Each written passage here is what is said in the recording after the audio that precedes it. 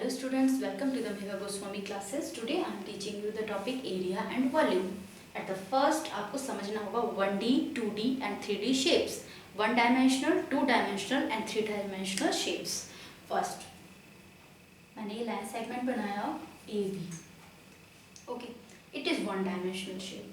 Okay, because one dimension is here. मैंने बनाया ये rectangular surface.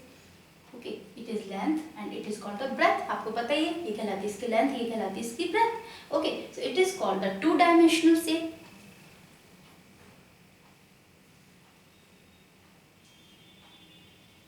ये क्या बनाया मैंने?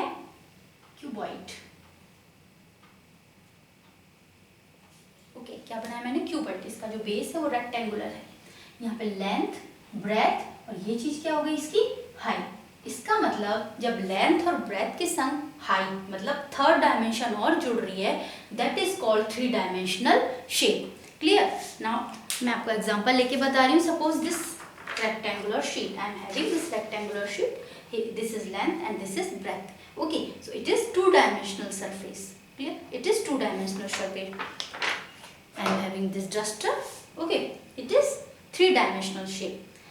सपोज ये लेंथ है, ये ब्रेथ है और ये हो जाएगी इसकी हाइट. तो ये हो गया आपकी three dimensional shape. Okay, now clear? One dimensional, two dimensional and three dimensional surface. Now the second point is what is area. Okay, now let's understand what is area.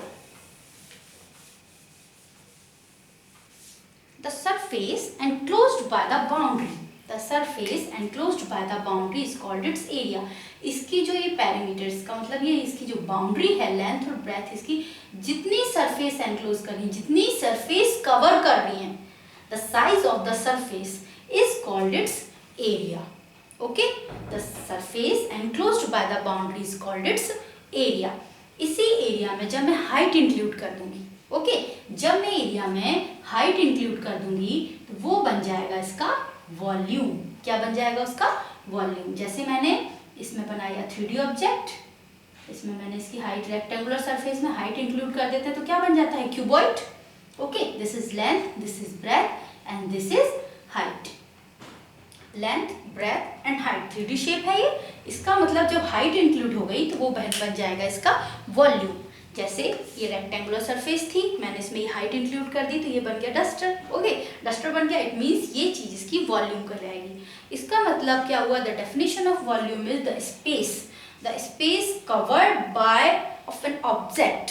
Okay, the space covered by an object is called its volume. और area की definition क्या थी? The surface enclosed by the boundary is called its area and the space occupied by an object is called its volume. Volume को हम capacity से भी correlate कर सकते हैं. जैसे सपोज कोई कंटेनर है आपके पास, ओके, कंटेनर है, उसकी कैपेसिटी लीटर, मिलीलीटर, आप किसी में भी ले सकते हो, वो कहलाएगा उसका वॉल्यूम.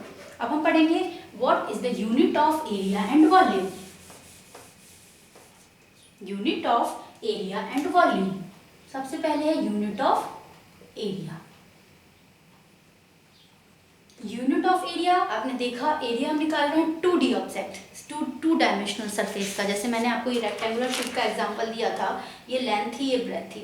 ओके, जब हम इसका एरिया निकालेंगे, इसका मतलब यहाँ पे टू डायमेंशंस हैं तो इसका एरिया क्या हो जाएगा? किस यूनिट क्या हो जाएगी एरिया की? स्क्वायर सेंटीमीटर और सेंटीमीटर स्क्वायर. क्लियर? अगर ये चीज किलोमीटर, मीटर, किसी भी मेजरमेंट में हो तो आप इसको इसी हिसाब से लिखेंगे, स्क्वायर मीटर और metre square. Okay, unit of volume क्या बन जाएगी आपकी? कितनी डायमेंशंस की बात होती है वॉल्यूम में? 3 डायमेंशंस की, लेंथ, ब्रेथ एंड हाइट. जब यहाँ मैं 2 डायमेंशंस की बात कर रही हूँ तो मैं यूनिट ले रही हूँ स्क्वायर और जो भी मीटर, सेंटीमीटर, जो भी है आपका. ओके, जब मैं यहाँ पे बात कर रही हूँ 3 डायमेंशंस की तो वो क्या बन जाएगी? क्यूबिक. 3 पावर को मैं क्या बोलूँगी? क्यूबिक. सेंटीमीटर और सेंटीमीटर क्यूब. सेंटीमीटर क्यूब का मतलब है centimetre into centimetre into centimetre. So this will be the unit of volume and this will be unit of area. When, कब होगी ये? जब आप इसकी लेंथ और ब्रेथ ले रहे हो सेंटीमीटर में, इसकी लेंथ और ब्रेथ और हाइट की बात कर रहे हो आप सेंटीमीटर में। मीटर, किलोमीटर, इनकी फिर बनेगी square metre, metre square, cubic metre और मीटर क्यूब।